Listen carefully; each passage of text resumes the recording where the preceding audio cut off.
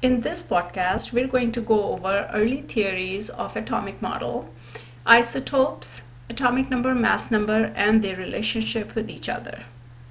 So after Sir Dalton's discovery of an indivisible atom, there were still many researches being conducted, and one such significant research was conducted by Sir J.J. Thomson, who took a cathode ray tube, which is nothing but it is a glass tube that is pretty sturdy, and what he did was he filled this glass tube with various gases, different gases at very low pressure, and then he used the electrodes, which are metal disc at the end of this cathode ray tube, and he applied very high voltage. He noticed no matter which electrodes he took or which gas he put inside the cathode ray tube, he always saw a green glow come from the cathode side that moved toward the anode side.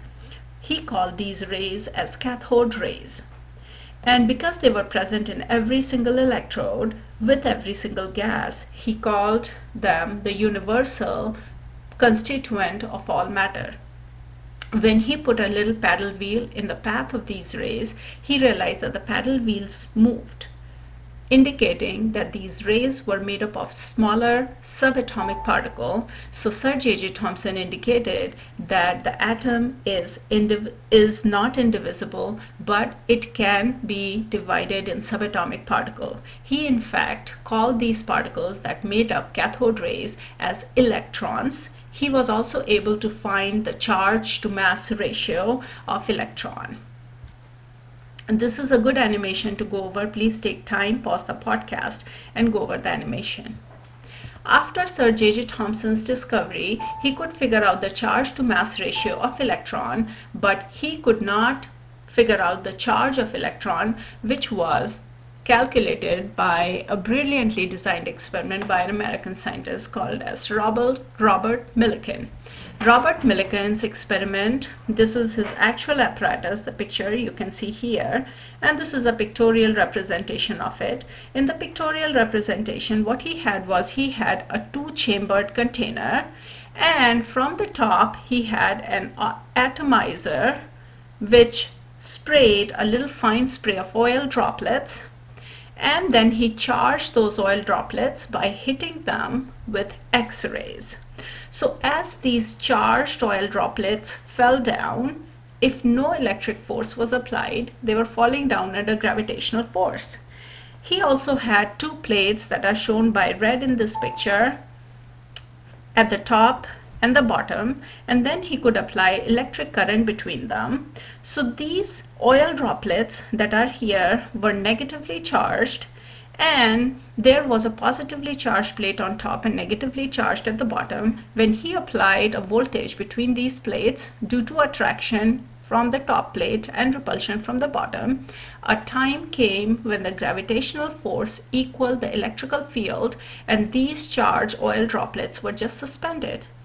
By calculating the charge, he saw that this charge was always in multiple of small whole number, and this number he called as the charge on electron. So he figured out the charge on electron by using this very brilliantly designed experiment, and this is a great animation on Robert Millikan's oil drop experiment. Please pause the podcast and take time to go over the animation. So after Robert Millikan and J.J. Thomson, we know that atom is divisible. In fact, it has electrons as subatomic particle. Then there was Ernest Rutherford's gold foil experiment, which gave the concept of a nuclear atom.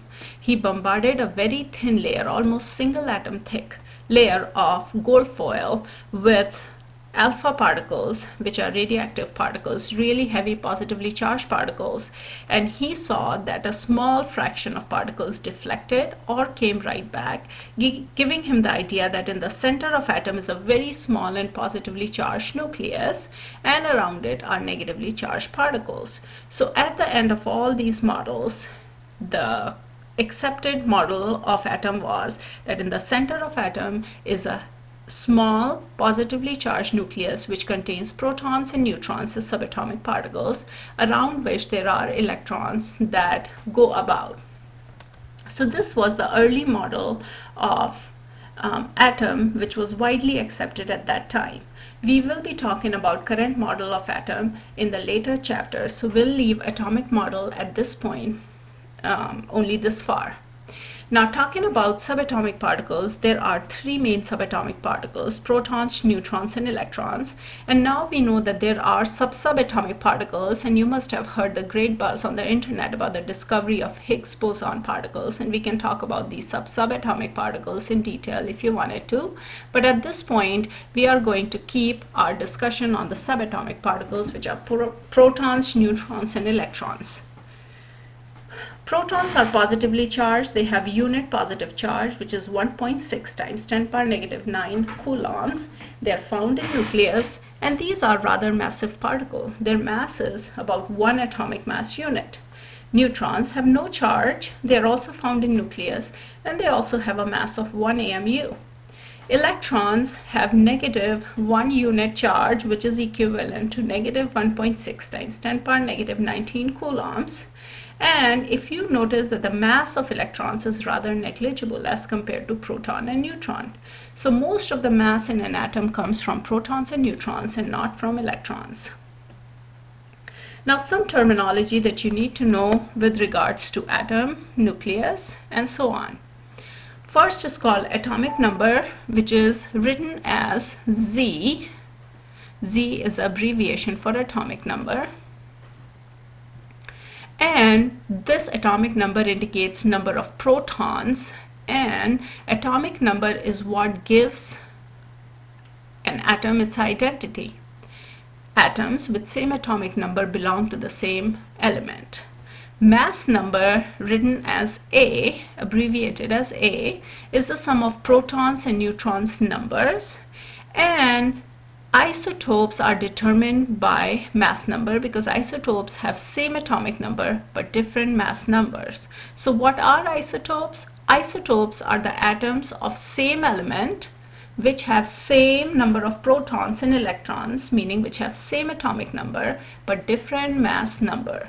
The question is, why do we still call them isotopes? Because they still have same properties. Even though the number of neutrons are different, because the atom's properties come from its number of electrons, as long as the number of electrons are the same or the atomic number is the same, they are still called the atoms of that element.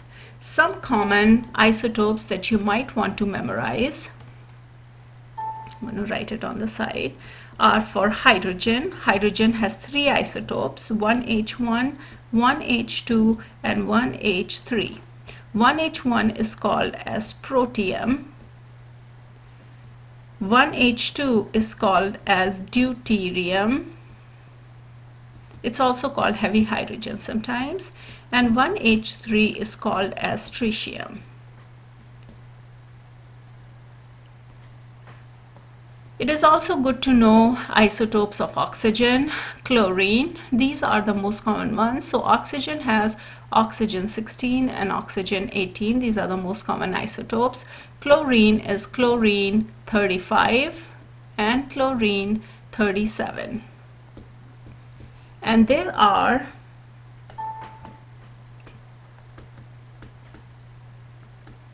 two ways of writing isotopes. So if I were to write isotope for chlorine, I can write Cl35, or I can write it as 17Cl35. The other isotope will be 17Cl37. So you note that their atomic number is the same, but their mass number is different. Isobars are the atom of different elements that happen to have same atomic mass, but obviously because they are atoms of different element, their atomic numbers are different. And then you guys are all familiar with periodic tables. I'm not going to go much over it, but some of the groups in periodic table that you need to know.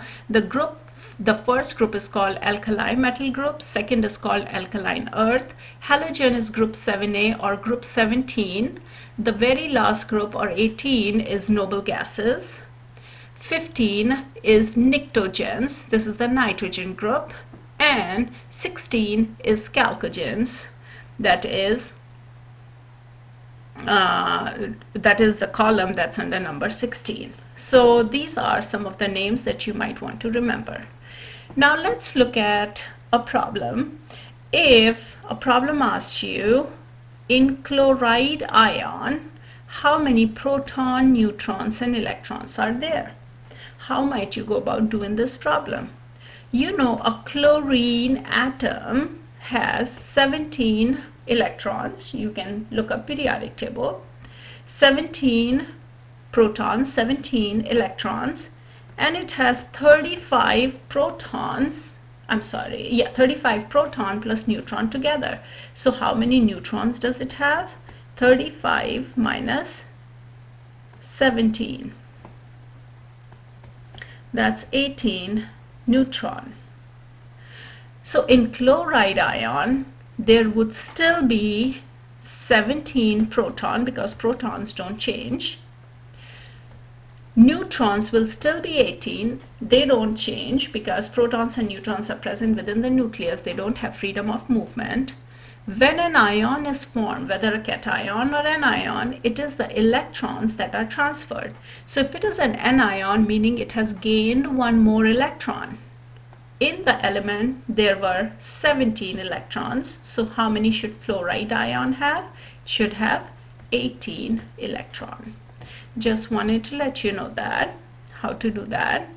And you are aware of the periods. Periods are the rows. And each period indicates filling of an energy level. And with every period, you add one more energy level to it. Cations are positively charged ions, anions are negatively charged ions. And with that, this podcast ends. And in the next podcast, we're going to talk about naming of compounds. Thank you for listening.